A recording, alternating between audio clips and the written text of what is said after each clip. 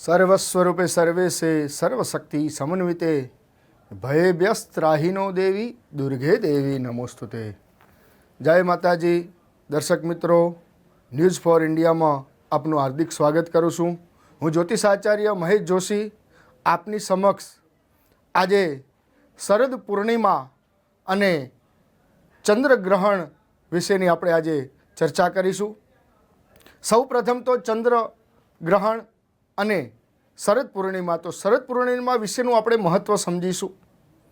શરદ પૂનમ એટલે માં ભગવતીની પૂર્ણતિથિ કહેવાય છે। પૂર્ણતિથિ એટલે જે 12 મહિનાની 12 પૂર્ણિમાઓ આવે એમાંથી એક શરદ પૂનમ છે, અને જે શરદ પૂનમ એ શરદ ઋતુથી શરૂઆત થાય છે।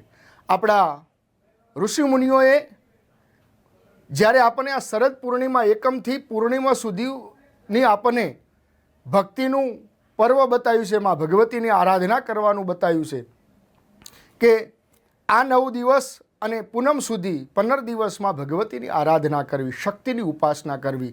કેમ ઉપાસના કરવી? તો જેમ કે આપણે વર્ષા ઋતુ પૂર્ણ થાય છે અને શરદ ઋતુનો પ્રારંભ થાય છે। વર્ષા ઋતુ પૂર્ણ થાય અને શરદ ઋતુનો પ્રારંભ થાય એટલે શરીરની અંદર રોગચાળો આવી જાય, એટલે અને રોગ આવી જાય, અલગ અલગ પ્રકારના રોગ થતા હોય છે। તો એ આ 15 દિવસમાં ભગવતીની આરાધના કરવાથી, નકરોડા ઉપવાસ કરવાથી, માં ભગવતીની ઉપાસના કરવાથી આ 15 દિવસ જ્યારે આ ઉપવાસ કરીએ છીએ તો શરીરની અંદર શક્તિનો વધારો થાય છે, અને શક્તિનો વધારો થાય એટલે શરીરની અંદર કોઈ પણ પ્રકારના રોગ આવતા નથી। એટલે શરદ પૂર્ણિમાનું આ પણ મહત્ત્વ બતાવ્યું છે કે આ 15 દિવસમાં ભગવતીની આરાધના કરવાનું। બીજા નંબરની અંદર શરદ પૂનમ 12 મહિનાની મોટી પૂર્ણિમા શરદ પૂનમ કહેવાય છે, કેમ કે આ શરદ પૂનમના દિવસે ચંદ્રમા 16 કલાઓથી ખીલી ઉઠે છે અને ચંદ્ર અને પૃથ્વીની એકદમ નજીક હોય છે, અને એ નજીક હોય છે એના કારણે વ્યક્તિના પોતાના મન ઉપર ઘણું બધું પ્રભાવ હોય છે। એટલે આ દિવસે કોઈ પણ વ્યક્તિએ ચંદ્ર, ભાગવતજી વેદ પુરાણની અંદર એવું લખ્યું છે કે ચંદ્રમાં મનસો જાતો, ચંદ્ર છે એ મનનો કારક છે, માણસના માનસિક પ્રભાવ છે, અને ચંદ્ર જ્યોતિષની અંદર પણ મન કીધું છે, મન વિચલિત રહેતું હોય છે। અને સૌથી વધારે જોવા મળે છે કે જ્યારે આવા પૂનમ હોય કે આવા દિવસે સૌથી વધારે ગાડા માણસોને પણ વધારે અસર કરતી હોય છે। કેમ કે ચંદ્ર છે એ મનનો કારક છે, મન, વિચારો, તમારી નિર્ણય શક્તિ, આ બધું જ ચંદ્ર ઉપર જોવામાં આવે છે। એટલે સૌથી વધારે નજીક અત્યારે પૃથ્વીની કોણ હોય છે? તો ચંદ્ર હોય છે। એટલે શરદ પૂર્ણિમાનું બહુ જ મહત્ત્વ છે આપણા ઋષિઓને। અને પ્રકૃતિઓ દરેક ખીલી ઉઠે છે આ દિવસે, કેમ કે પ્રકૃતિના માલિક કોણ છે? તો ભગવાન છે।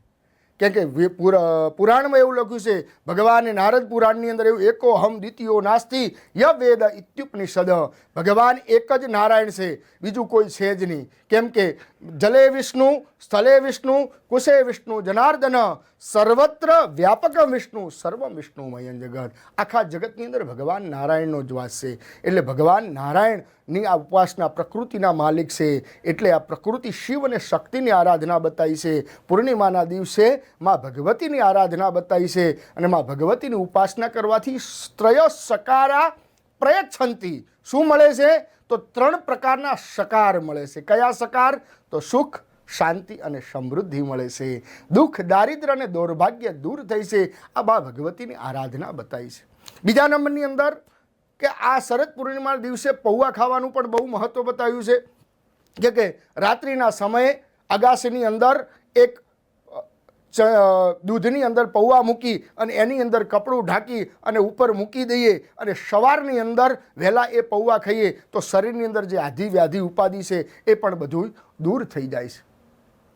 અને બીજું આપણું શાસ્ત્ર એવું કહે છે કે જ્યારે સવારમાં કાચું દૂધ અગાસીની અંદર મૂકી દઈએ અને આખી રાત એ દૂધ પડ્યું રાખીએ તો સવારની અંદર એ દૂધ છે ને એ દહીં બની જાય છે, અને દહીં છે ને એ સુકુનિયાળ છે। અને હંમેશા દૂધ કરતાં દહીંની પવિત્રતા વધારે છે। દૂધ પવિત્ર છે પણ સુકુનિયાળ ન કહેવાય, અને દહીં સુકુનિયાળ કે સારા શુભ કાર્યની અંદર આપણે બહાર જઈએ તો દહીં ખાઈને જઈએ છીએ। તો આ શરદ પૂર્ણિમાનું મહત્ત્વ છે, અને શરદ પૂર્ણિમાનું ઘણું બધું આપણા શાસ્ત્રમાં મહત્ત્વ બતાવ્યું છે। પૂર્ણ તિથિ છે, દરેક તિથિઓની અંદર પૂર્ણ તિથિ છે, તો એ પૂર્ણિમા છે। અને પૂર્ણિમાની આરાધના બતાવી છે, પૂર્ણિમાનું પૂજન કરવાનું, મા ભગવતીની આરાધના બનાવી, 3 શક્તિની પૂજા બતાવી છે, મહાકાલી, મહાલક્ષ્મી, મહાસરસ્વતીની પૂજા બતાવી છે. મહાકાલી એ ક્રિયાશક્તિ છે, મહાલક્ષ્મી એ દ્રવ્ય શક્તિ છે અને મહાસરસ્વતી એ બુદ્ધિદાત્રી છે. આ ત્રણેયની આરાધના બતાવી છે અને આ ત્રણેયના 3 સ્વરૂપ છે. એટલે આપણે જેમ નવરાત્રિ ગઈ એ નવરાત્રિના 9 દિવસ માતાજીની આરાધના કરી અને 9 દિવસનું એક રાત્રિ થાય છે એને પૂર્ણ રાત્રિ કહેવાય છે અને પૂર્ણ રાત્રિ એ પૂર્ણિમા કહેવાય છે. અને ત્રણેય શક્તિઓના 3 સ્વરૂપ થયા એટલે 9 દુર્ગા થઈ. એને 9 દુર્ગા આદ્ય શક્તિ માં જગદંબા થઈ અને મા જગદંબાની આરાધના બતાવી છે. મા ભગવતીની આરાધના અલગ અલગ પ્રકારના દ્રવ્યોથી બતાવી છે. મા ભગવતીની 550 પૂજા બતાવી છે, મા ભગવતી 350 પૂજા બતાવી છે, મા ભગવતીની રાજોપચાર મહાર પૂજા પણ બતાવી છે. જેવી રીતે મા ભગવતીની આરાધના કરશો એ રીતે મા ભગવતી તમારા ઉપર પ્રસન્ન થશે અને તમારી સકલ કામના પૂર્ણ કરવાવાળી છે મા ભગવતી.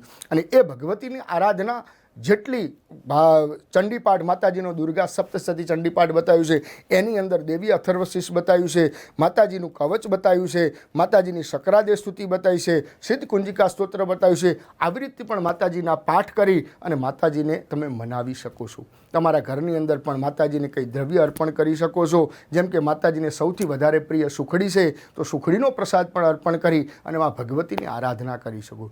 તમે અંબાજીની અંદર જાઓ, ત્યાં મા ભગવતીના ચાચર ચોકની અંદર દરેક જગ્યાએ 9 દિવસ માતાજીના ગરબા ગવાય છે, પણ મા ભગવતીના અંબાજીની અંદર એકમથી પૂર્ણિમા સુધી માતાજીના ગરબા ગવાય છે.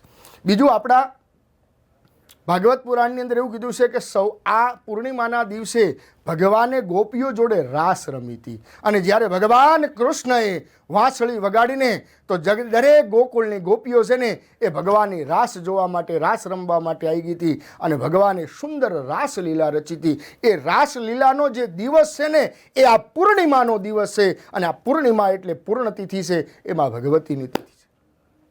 બીજા નંબરમાં આજના દિવસે ચંદ્રગ્રહણ પણ છે, ખગાસ ચંદ્રગ્રહણ છે અને આ ચંદ્રગ્રહણના દિવસે ચંદ્રગ્રહણ આપણે સંપૂર્ણ રીતે પાળવાનું છે.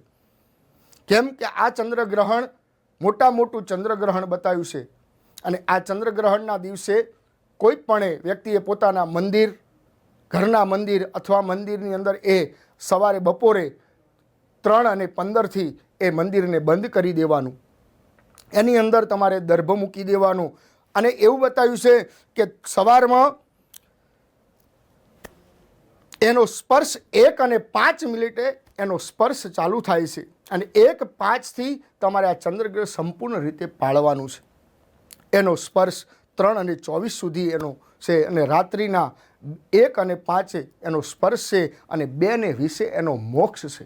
અને આ ચંદ્રગ્રહણના દિવસે દરેક નાના બાળકો, કોઈ વૃદ્ધ વ્યક્તિ અથવા તો ગર્ભવતી સ્ત્રીઓને બહાર ન નીકળવું, કોઈ અશક્ત વ્યક્તિ હોય એને પણ બહાર ન નીકળવું. કેમ કે આ ગ્રહણ બહુ મોટું ગ્રહણ છે.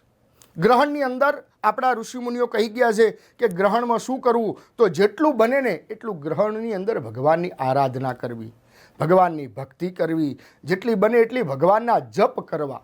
ભગવાનના જપ એટલે જો ભગવાન સૌથી વધારે ઉત્તમ જપ બતાવ્યો તો ભગવાન નારાયણ અને ભગવાન શિવના જપ બતાવે છે. ભગવાન શિવની આરાધના બતાવી છે.